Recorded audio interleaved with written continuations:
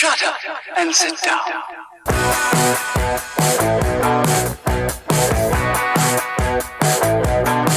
Hey everybody, and welcome to Nerdsplaining Podcast. I'm your host, Eric Da Silva. With me as always is my co-host, Jose Romero. Happy Morbius Day, everybody. Or April Fools. is it a happy Morbius Day? We'll talk about No that. one's Eric. happy We'll about- talk about that. No one's happy about Morbius. As the kids on the inner tubes are calling it, more BS. It's just... Listen, maybe it's not as bad as everyone says. Let's see. I'll reveal my thoughts on that momentarily. But there's so much. This is a big day. There's so much to talk about. Clearly. It's been a couple weeks. There's a lot of stuff going. I mean, I'm going to cut some stuff due to time, but there's a lot of stuff to fill in the gaps. Trust me. Understood. Big news, big shows. Really big Should show. have been a big movie, etc. Should have been a big movie. Either way, it's Thursday. It's Nerd Day. Let's do this, man. Man. I want to start. Let's nerdsplain this shit. I want to start positive before we get to the negative stuff. So Fair. this is nothing that we have planned to talk about. But I saw a movie the other day. Not Morbius, not yet anyway. It's called Everything Everywhere All at Once. Have you seen that? Or have you heard about it? I've seen the trailers. I'm super hyped for that movie. That movie looks like multiverse for regular people. Like, you don't have to know comic books. You just need to know the multiverse. Yeah, I got to see this a couple weeks back. I did a review on it. And it's out on limited release. I think it's going to get a wider release down the road. But neither here nor there. Michelle Yeoh is in it. She's a star. She's always great. Amazing. She's amazing. She's always fantastic. And 20 years I've been watching her. Maybe longer, let's be honest. And Short Round is in this. Is he really? Short Round, Data, depends which Goonies or Indiana Jones what you're into more. Holy crap. Yeah. I haven't seen that guy in forever. That's what I'm saying. It's worth it just for him. Like, if he's back, we got to go watch. The guy's got to eat. Let's give him some money. But I was watching the movie, and I'm like, wait, what the... Is that Short Round? So I'm pretty sure it wasn't. Afterwards, IMDb is like, it is Short Round. Look at that. For a second, you're like, He's back. am I racist? No, Is I that know why what you're he's saying. like, They all look alike, but I'm saying, look at him, Short Round. Yeah. Put a hat on him. We're like, oh shit, that's definitely him. Did he say no time for love, Dr. Jones? Nothing like that. No, you cheat. That would have been the greatest.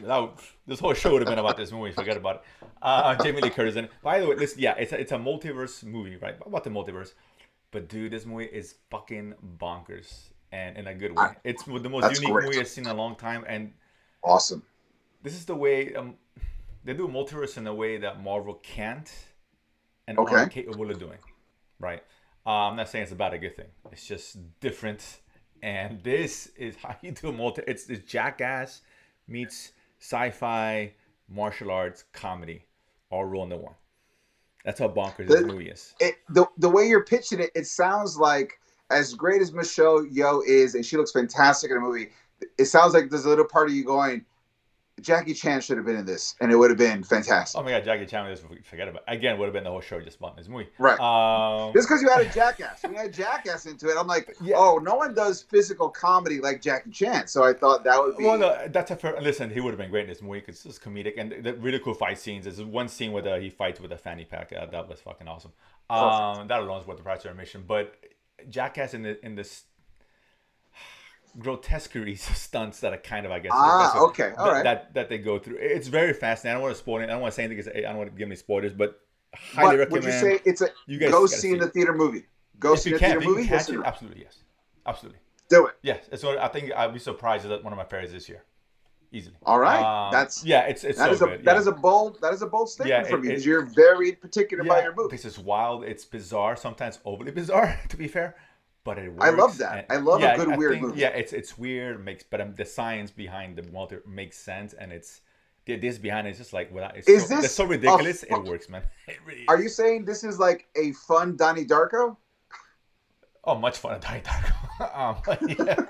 But you know, like Donnie Darko is a weird movie. It's a weird movie. So is this like this is weird, but in a funny way, right? Like there's right, but I'm saying like Donnie Darko is like a serious weird movie. This is a fun weird movie. This is a fun weird movie. Yeah, it really is, and it's an incredible joke with Ratatouille, which is brought up, and then they do a callback on the third act, which is just wow. Okay, exciting. Wow, it's super cool. I highly recommend all you guys out there. Yeah, you nerds are like all into the multiverse these days.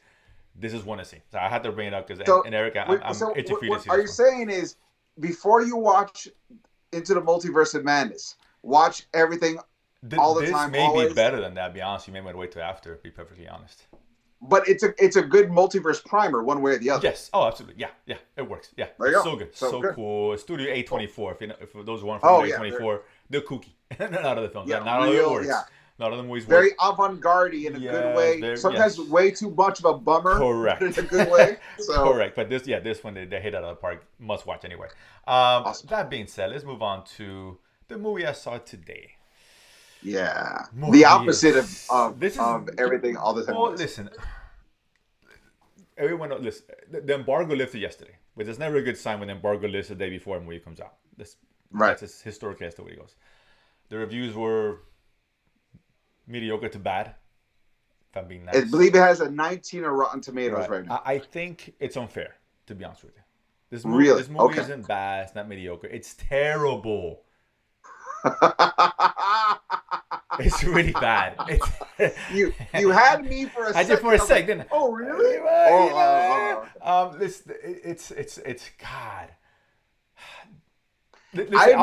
say this because we compare this to. I'm comparing this to Venom because it's a Sony property. Sure.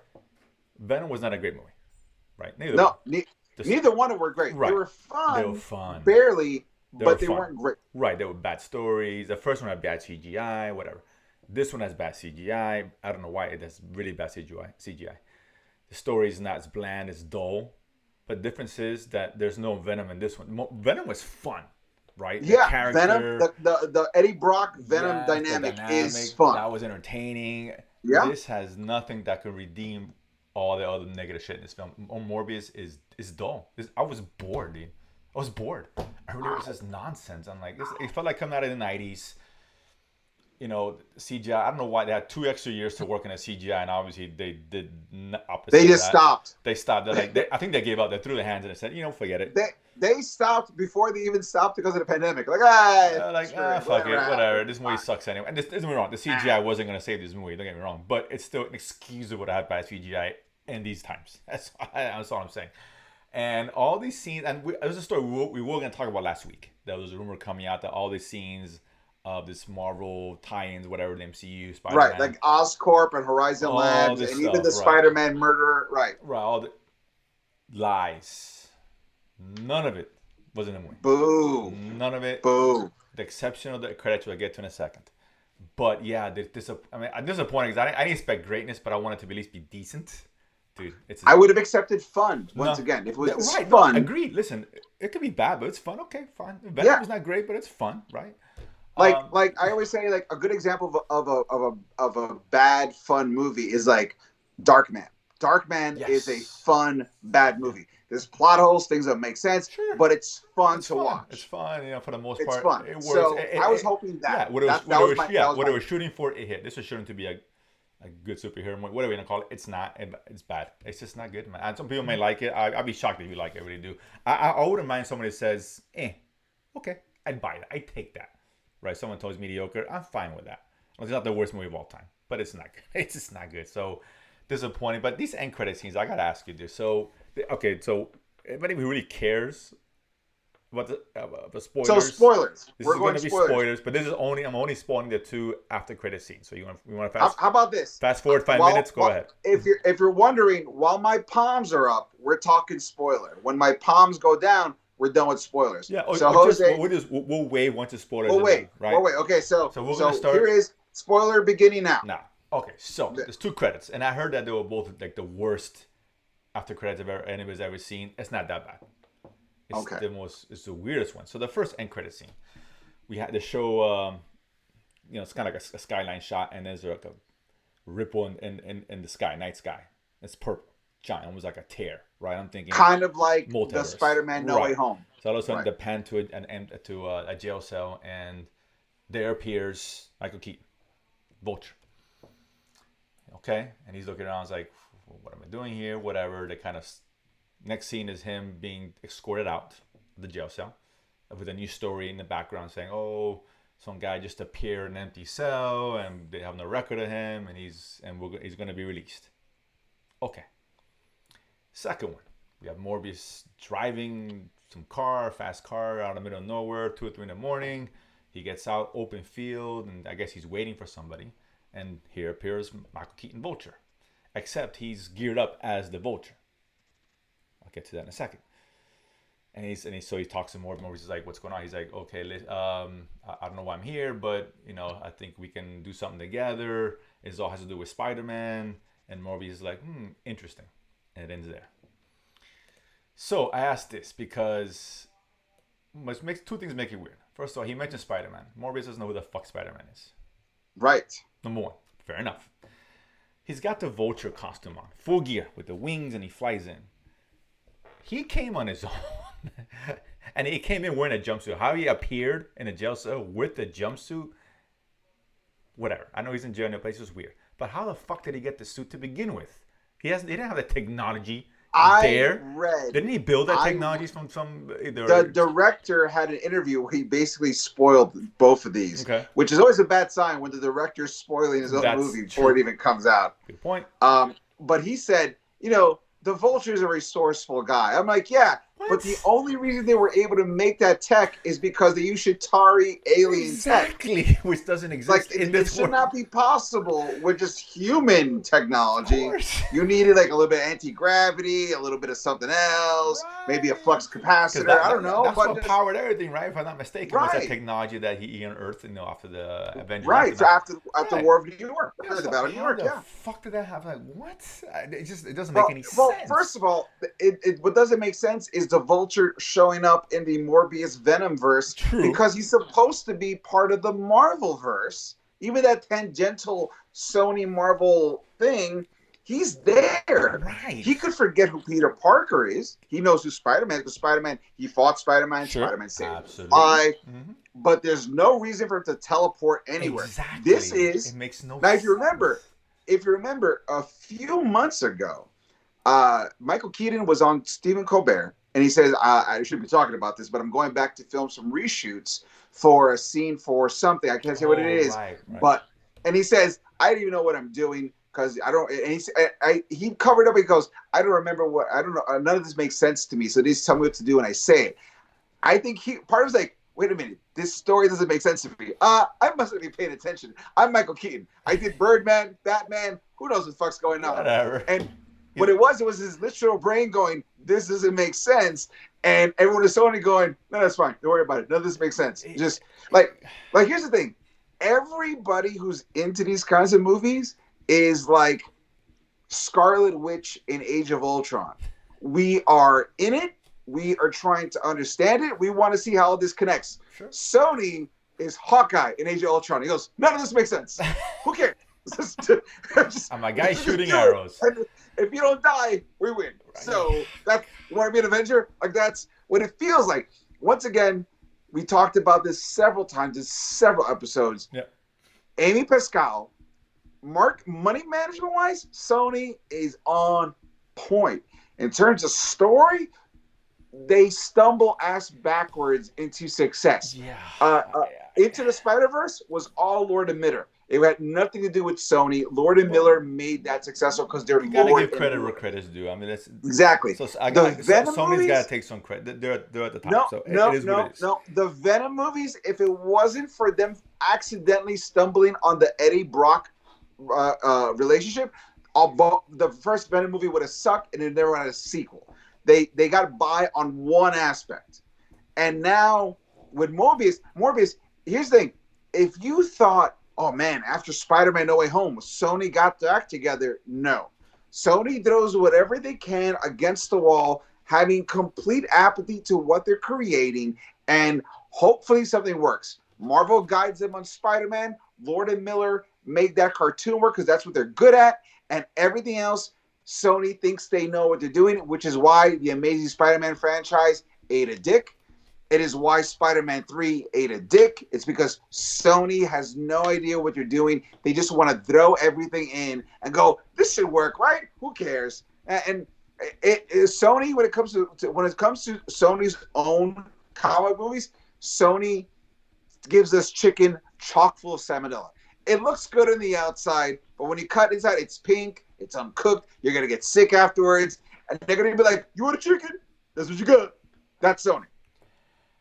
I'm gonna go that far, say Sony, because Sony has given us the best Spider-Man movies. Let's be clear, they have. They gave us Spider-Man 1 and 2, and that's it. 3, amazing, and Amazing 2, all garbage. Morbius, but listen, garbage. Listen. I'm just saying, as far as I'll take Spider-Verse over any Spider-Man movie. It's fact. Spider-Man 2, you could argue. But Spider-Verse was a Lord. If it wasn't for Lord and Miller, if it was anybody else, it would have bombed. It's like saying, Disney gets credit for Marvel. It's Kevin Feige. Yeah, who hired Kevin Feige?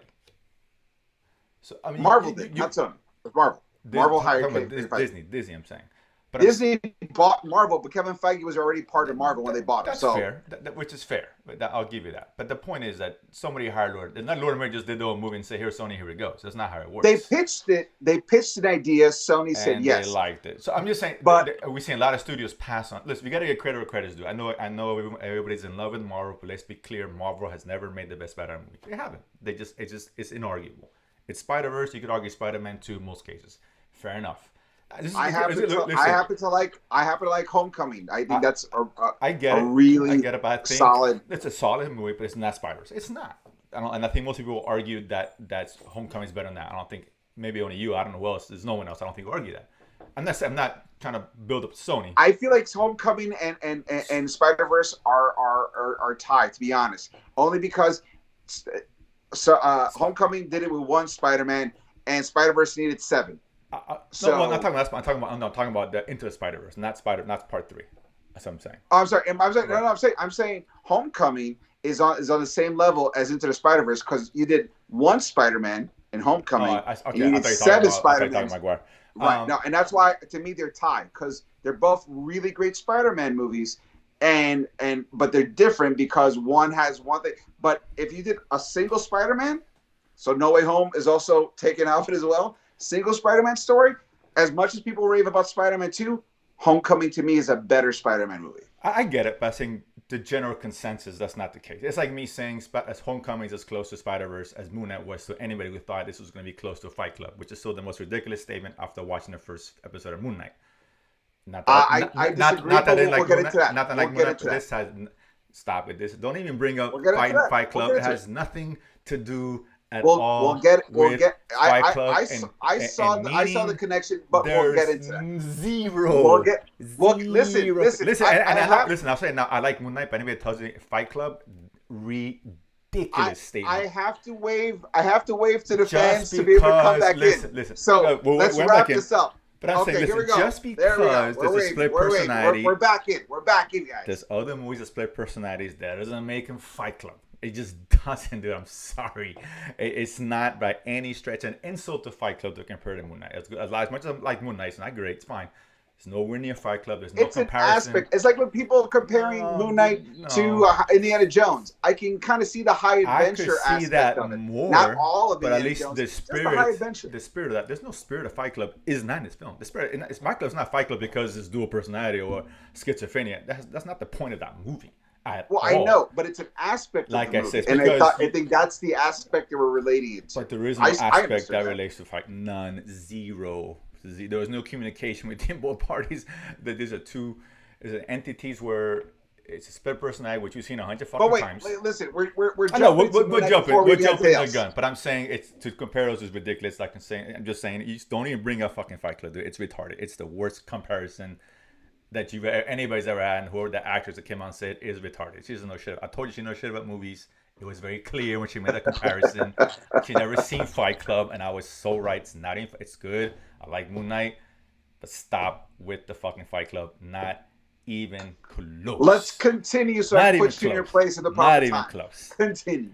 That being said, avoid Morbius. So Morbius, hot garbage. Yes. Go see everything all the time. Everything everywhere, all at once. But don't watch Morbius. Yeah, those are it's a waste the of time. 2 movie reviews. You heard it here. Yeah, waste of time. Watch it on stream. If you stream it, fine. I guess it's free. Well, why not? Change gears here, because I know you wanted to bring this one up. I know you've been itching, chomping at the bit to talk about this, which everyone's been talking about this. It's been the story of the week. So we do a little Thanos choice here. Which a new episode is coming this weekend. You got Will Smith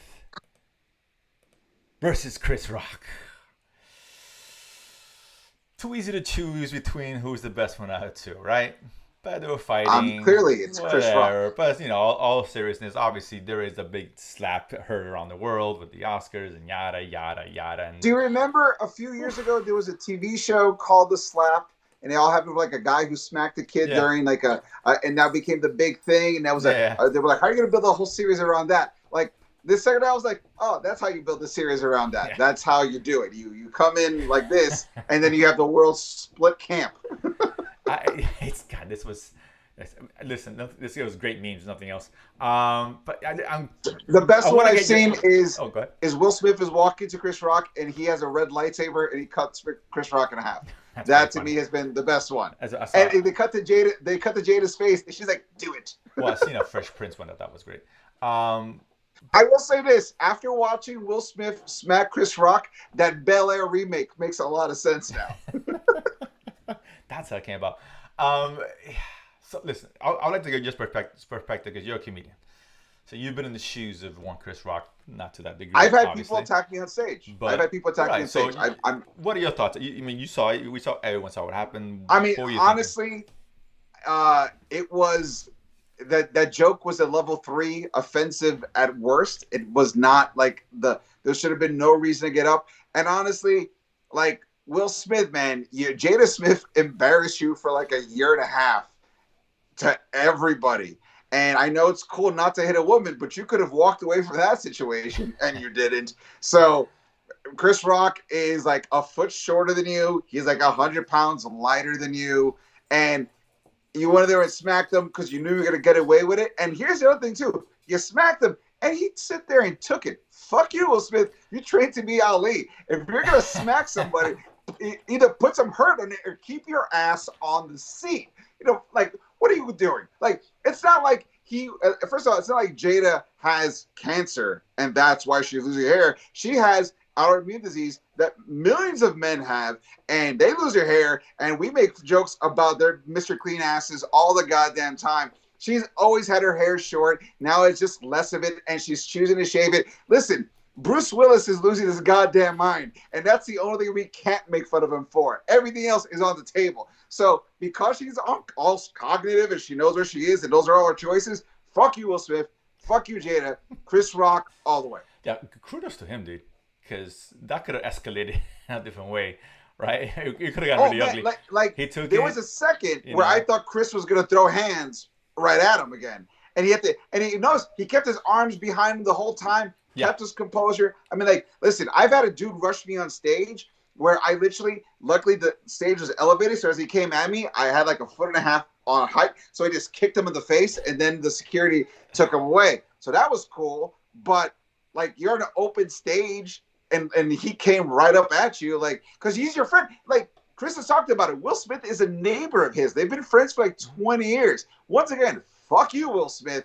You and your two-faced Gemini man ass, like, no, go listen to your wife's entanglement stories, because that's where you belong right now. It was ugly. It was embarrassing. Like, you should have gotten the Oscar for other movies. This was your "we're sorry we never gave you one" apology award, and honestly, that King Richard movie was a hyperbolic piece of shit. It's more about an emotionally abusive parent that's like something you should be striving for. It's the worst movie to give him. Like at least in Training Day, Denzel Washington acts the shit out of that scene.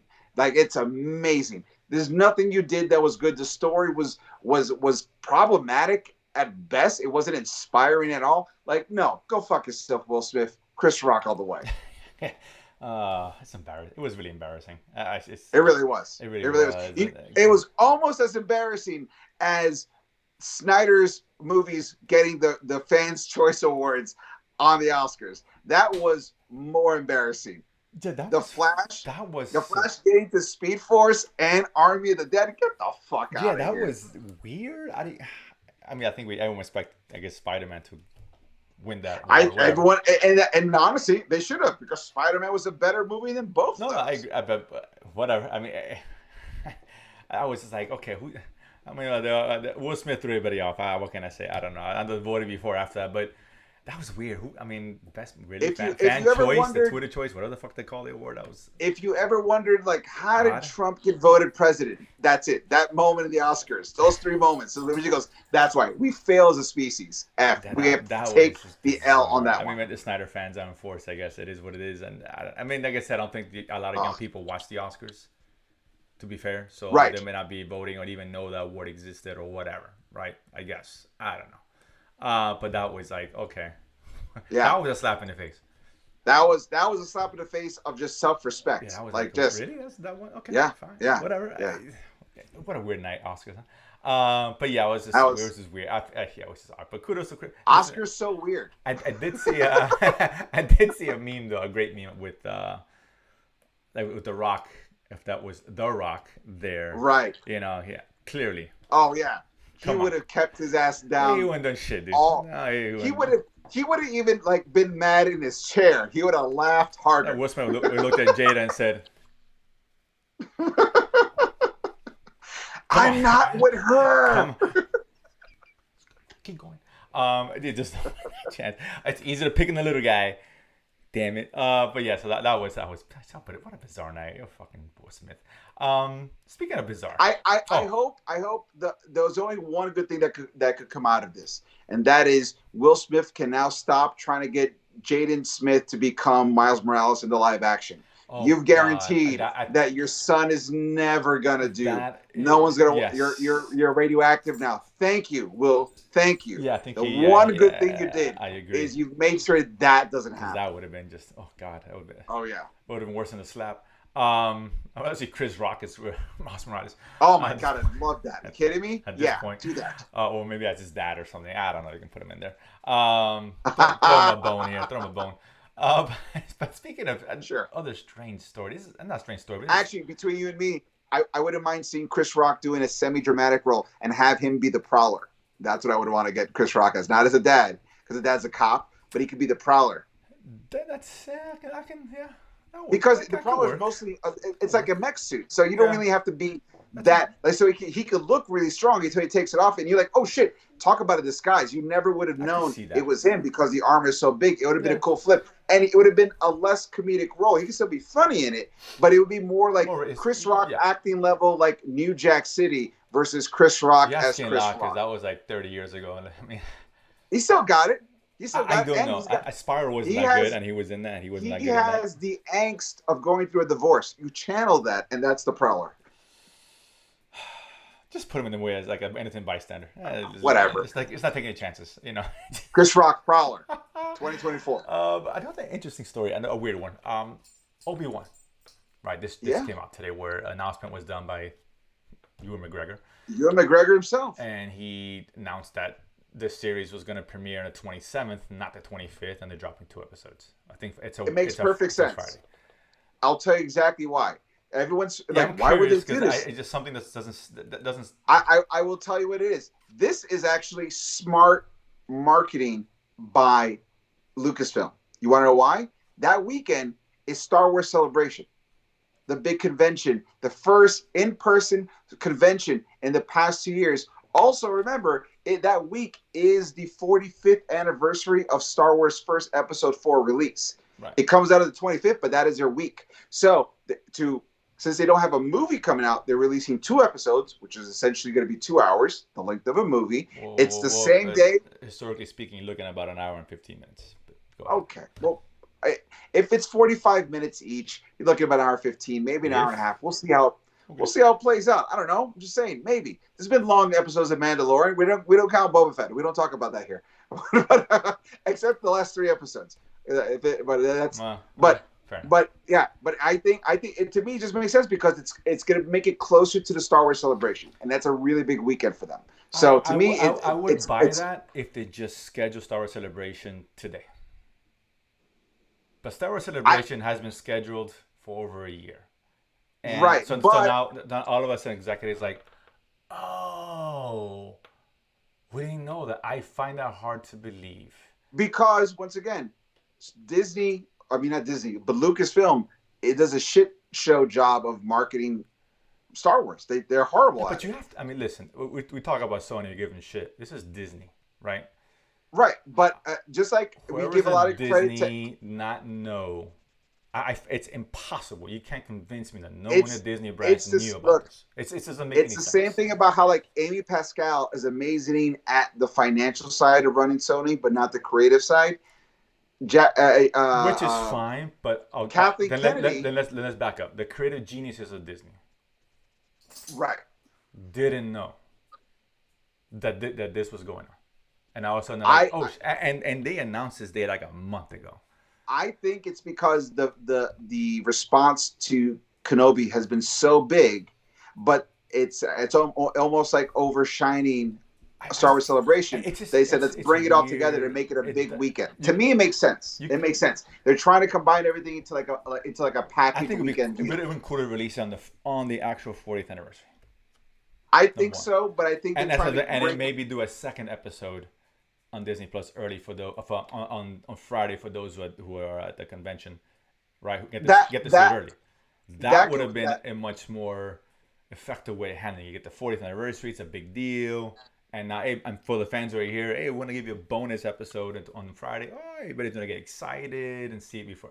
That would have made more sense. It's just weird. I don't get it. It's a weird. To me, it It's a makes weird sense. decision. But, I heard. but once again, Lucasfilm was always a little like the last May the 4th.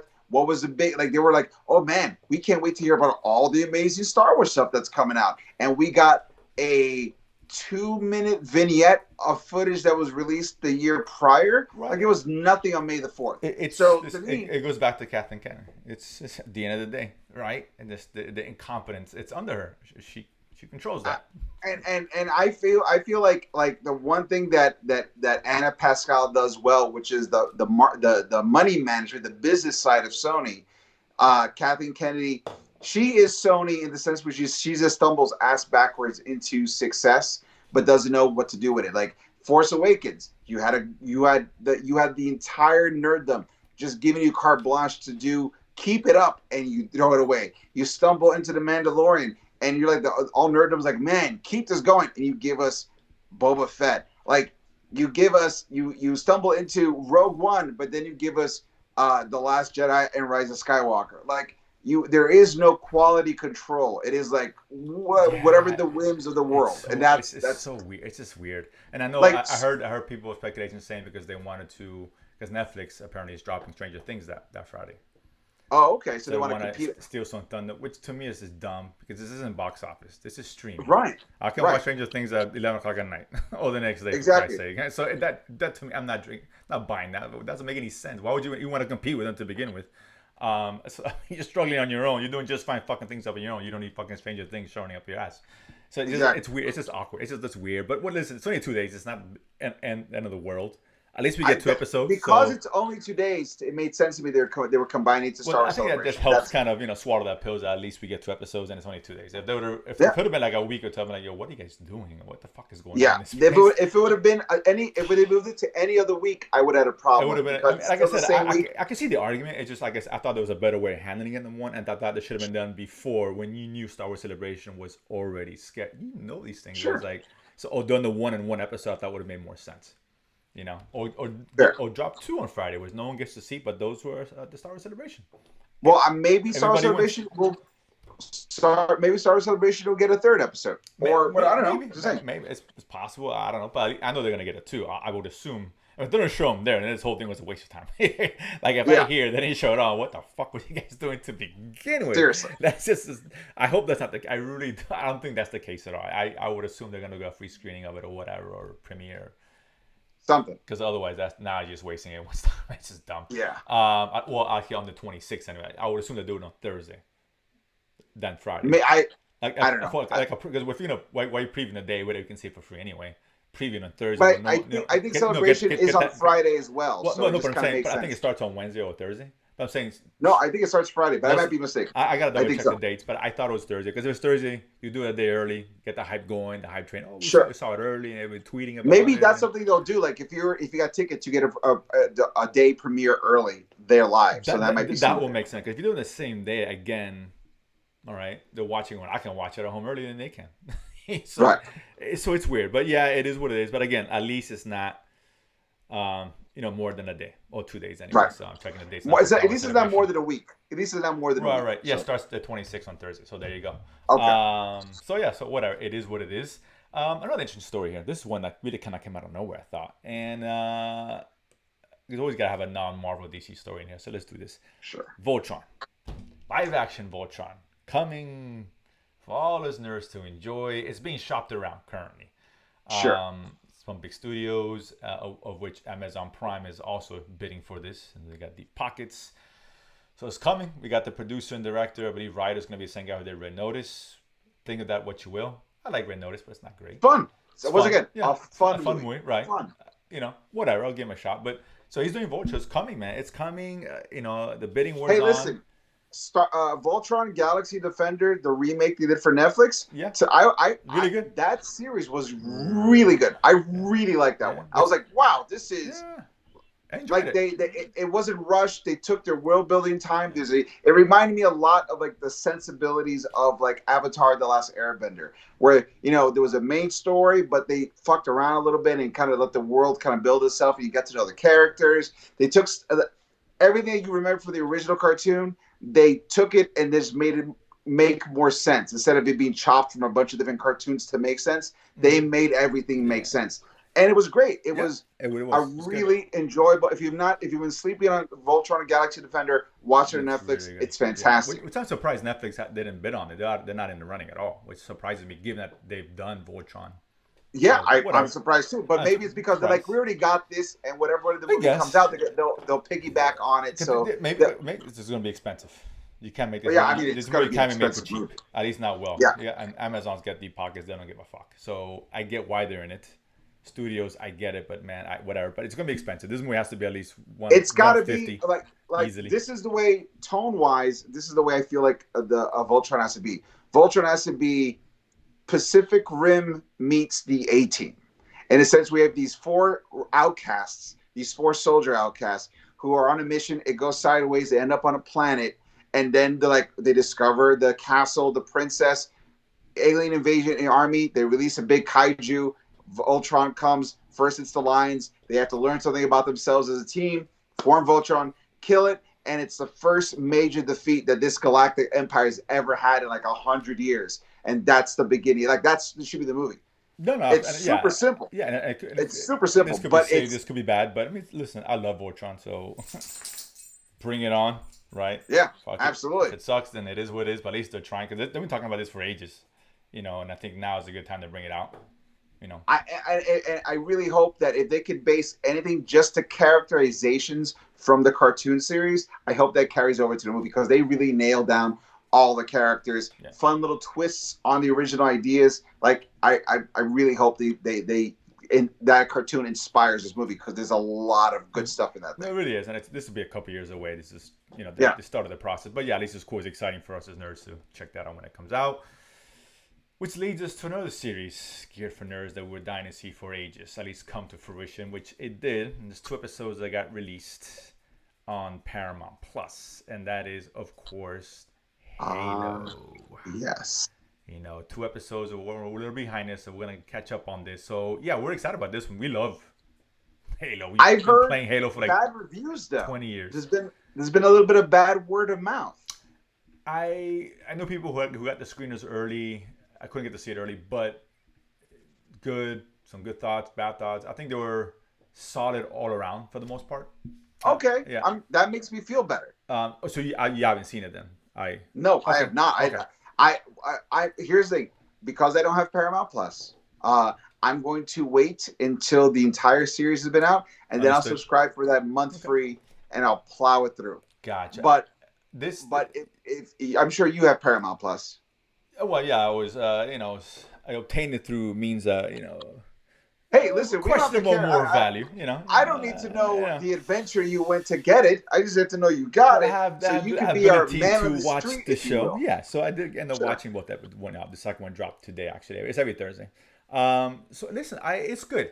It's not blowing me away. It's not, oh my god, dude, you gotta see Halo. It's only 2 episodes too. It's 2 episodes, right? And it's funny, the first episode, the first 15 minutes, dude, is awesome. Like really? I was all in. And for you, and particularly you, I was talking to Peter about this because he enjoyed the first episode. it's all about it's so geared because it's really the only action sequence thus far in its 2 episodes, right? Okay.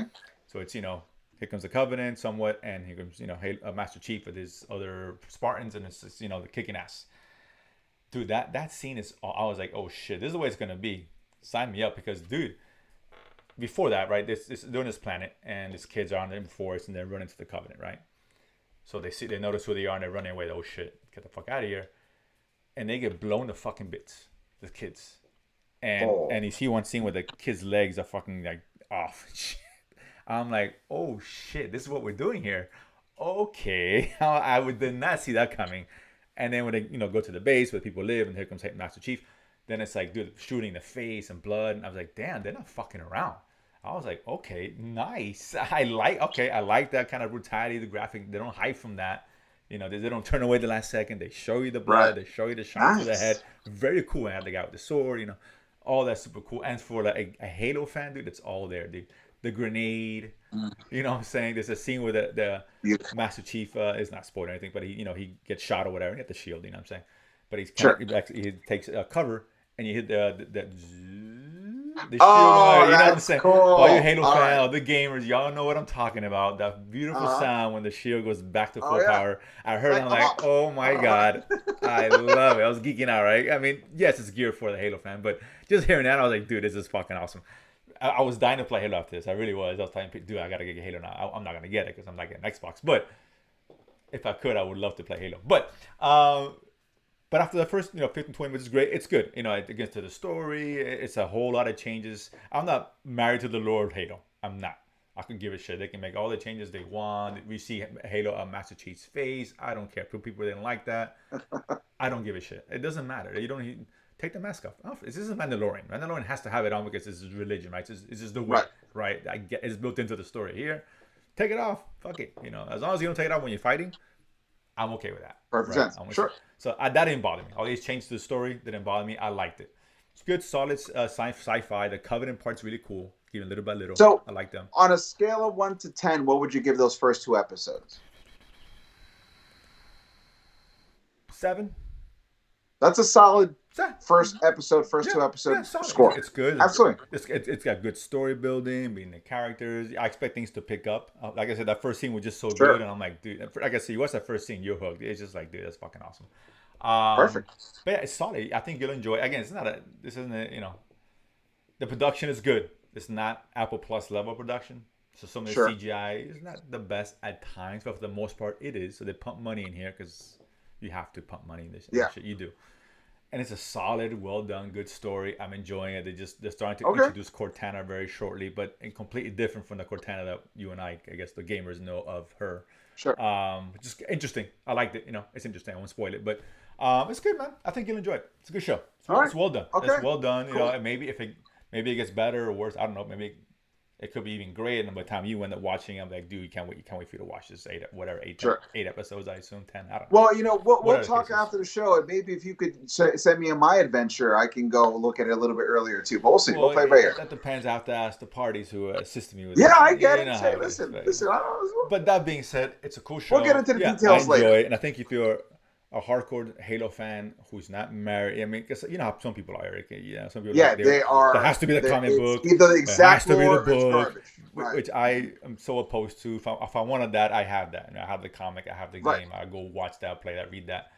Different medium, different principles. Like the core tenets have to be there. Absolutely. But you're willing to play around. Absolutely. Yeah. So I kudos to them for going away from what we know. So I like it. And there are some things that are familiar, of course, right? Sure. But yeah, for the most part, it's a lot of changes and good stuff. I enjoyed it, so I recommend it for you guys. Okay. I think that's it, Eric. Anything else? No. I'm sorry. There's one big moon-sized thing we got to talk about. One more show, which I know you're chomping at the bit to discuss, and that's of course Moon Knight dropping 2 episodes, which surprised me. I expected 3 episodes. What are you? So it's only 1 episode. I'm sorry, only 1. I'm sorry. I expected 2 or 3. They only dropped 1. I'm sorry. I was like, did I miss that? No, my bad. I got it backwards. I was expecting because they usually drop at least 2 or 3. Yeah, they drop 2 or 3. Don't they always do that? No, I mean, Hawkeye did 2 episodes, but usually it's 1 episode at a time. Is it 1? No, one. They did 2. wanted to do because they were both 30 minutes, Right, but and they had to kind of set that. they did too. But they released multiple like either Falcon way. and Winter Soldier, I Loki, don't remember. What If, all those were one. I could have sworn Loki did more than one, but either way, No, whatever. Loki did one. That being said, it only dropped one episode. I enjoyed it. I liked it. Not the greatest thing ever. It's too early to call. No, but it was a entertaining really good, solid first episode. It was a good, exactly. It didn't break the internet. It didn't change lives. Yeah. It didn't like. I heard some it people, didn't be like, I've heard oh, people this say is it's gonna change. awesome. Calm down. It's not like this was what every series should have as solid a first episode as Moon Knight, because it introduces you to the core concepts. Yes. It shows you the world. Mm-hmm. You understand a little bit, but it gives you a bunch of questions that you actually want to give a shit about and go, Agreed. What does this mean? Yep. And they tease you at the very end on like how big this world is going to get. And that is the perfect way. No, it's a good entry episode, right? Very well done. I enjoyed it. I mean, I don't think it's, people say it's so different. I don't think it's as different from Marvel. I think there's a little bit more blood. There's a some, little bit more, but like it's not as straightforward as a lot of series are. I mean, I think the only Marvel series that has played around with formatting has been WandaVision. So like, if you're gonna say about like, because everything else is very straightforward. Like this is from here, this is from here, this is from here. Absolutely. It kind of plays around a lot. There's a lot of like trick, misinterpreting of composition of scenes, because it's going to play into the larger aspect of disassociative disorder. Like they were really smart on how subtle it is, but as someone who's in it, the ideas of what you're doing, like, oh, cool, they're alluding to this bigger complex. Like this was a really good. Like if you give Halo a 7, to me, Moon Knight was an 8. It's not the end, like the greatest thing in the world. I'm okay with that. I think that's fair. Yeah, it's a fair number. Because and here's the thing. I haven't seen Halo, but in this series, everybody was legitimately believable in every moment that they were in. And Oscar Isaac, which I know you hate, he's a good actor, and he's good in this. He's a good actor. I know he doesn't represent La Raza as other Hispanic actors do, but like to me, one of the most powerful scenes was just that moment where he realized he messed up the date at the restaurant, and he is ordering the steak, and he doesn't even know how to order because he's a vegan, and he's like, "Yeah, I'll have," and I was like, "Cook it well or something, cook it nice." I forgot what. Yeah, he's like, "I'll have to make it good, make it good, or whatever." Yeah, that is like, as a Brazilian, that hurt me more. Oh, like, no, if you're gonna order a delicious steak, well done. That's disgraceful. But that's acting. I know, but I might give the show a 7 for even insinuating that's. But that's acting, because he's an Hispanic man who wants a well done steak, and he sold it. I believe. Let's use the term Hispanic lightly with him, but. I believed him. Maisha's not with him. Listen, that was cool. Maisha's with the waiter that said, "Oh, cook it good. Oh, well done." How the fuck is cooking it good ever mean well done when it comes to his steak? God damn it! First of all, come on now. I'm not trying to be racist, but he's British, and they're not very good with interpreting how to cook. I mean, Gordon Ramsay's got it, but he's an asshole. So, like, maybe you have to be mean to understand how to. So waiters are right, but I thought about like, saying. Who thinks that's good? And you as a Brazilian, you know of all things and nothing else. Oh my God! How meat temperature should be, right? The minute the waiter says "well done," the Moon Knight identity would have kicked over, just punched him in the face like that jackal. Absolutely. I mean, God, I would have made him watch Morbius like 3 times. Watch Morbius for that egregious act. But no, that was a cool scene, and like you said, it's definitely a solid 8. I love Ethan Hawke. Ethan Hawke was great. Yeah, Let me tell you something. That beginning scene where he's cracking the glass and putting it in his shoes and everything like that. Cool. Yeah. Like I found out that wasn't even the script. That was something Ethan pitched to the writer-director about. I have an idea, because his magic works this way. Okay. He should do this, and that'll be a great way to open up the scene to let you know how committed he is to his god. And it's super subtle, because there's no speaking. You're just seeing, but just seeing that, you go, whoever this dude is, he's in it to win it. It's not a con for him. Yeah. He is an acolyte. He's committed to this. Yeah, I think he may really, his presence will keep the show to a certain level. I think he's always been good. I loved him for years. I think he's always good. Doesn't make always best movies, but he's always been good. Yeah. But yeah, I liked him a lot in that. There was a little bit of Moon Knight, just a smidgen. But by the way, there okay. was one part at the end of that scene when Stephen Grant gives into the Mark Spector identity, right, and like Mark when he's in a mirror Spector or whatever. becomes Yeah. right, and it becomes Moon Knight. Mark Spector, of course, being the Oh, I'm losing you for a sec. Oh, it's like we lost Eric. Oh well. I'll get Eric back on here for a second here. Sorry, I don't know what happened. There, I think he's back. There, you're back. All I'm right. back. Yeah, All right, I'm back. Sorry about that. The moon god Khonshu said, he goes, "Get out of here, worm. I need to hear more." Steak well done. Just throw his internet off, so I get it. That's egregious that he's up. No, but what I was going to say to you was when he's becoming Moon Knight, if you look in the mirror, nothing's happening. Oh, I didn't notice that. I didn't catch that. That's the cool thing. I think I was focusing. You see him, cool, and he's starting to get the mummy wrappings in the mirror. He's just standing there, and nothing's happening. Okay. And it leaves an idea of like, is this really happening, or is he?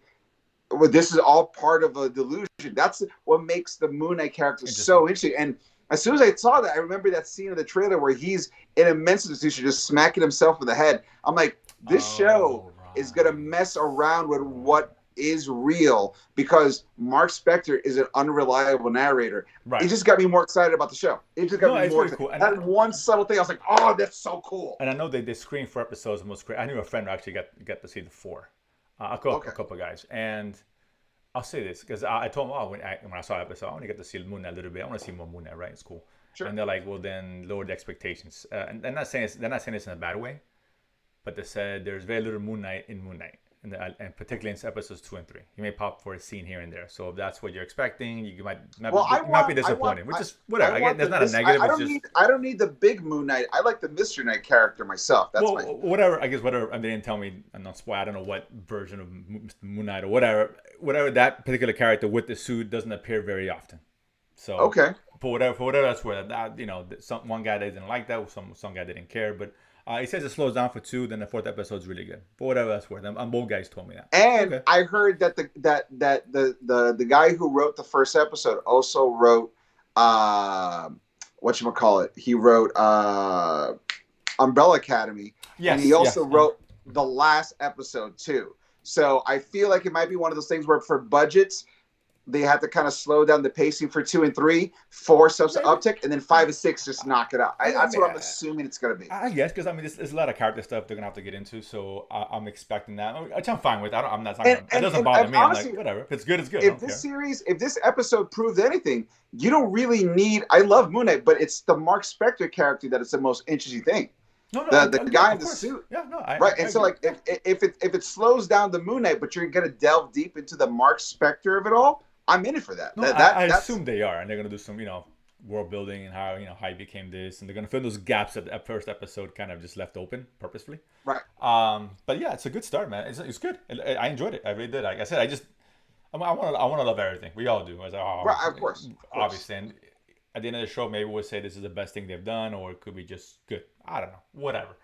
But for an 8, I think 8's a good rating. I think 8's a solid. Solid. It's not. Well done. It's not hyperbolic. You're not overselling. No. It's a solid. Oh, I really like this. I can't wait to see the next one. It gave it a great job of setting things up, and that's why. And that first episode shows do that, right? That's I feel like Stranger Things had a really great first episode, which is it set up the world, it set up the characters, and left you with questions, and he wanted to see the next episode. Sure. Same thing with Moon Knight, and those are both solid first episodes. No, so absolutely.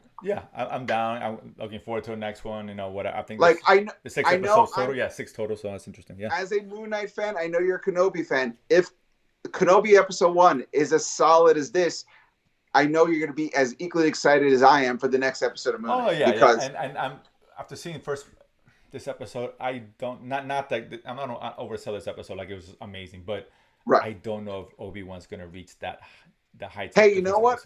I don't know. I'm optimistic for you. I hope so. And if not, If not, you're just not better than me. So that's okay. Maybe maybe the first episode they saw Moon Knight, they're like, oh, we gotta do better. They're doing reshoots now for the first episode of Obi-Wan. No, I'm just kidding. Which is about a 2-day delay. We gotta do better than this. The Vulture shows up at the end. The Vulture comes out, Obi-Wan like, oh, it's Spider-Man. Okay. Whatever, that bloke. Okay. So ridiculous. God. So but I think that's it.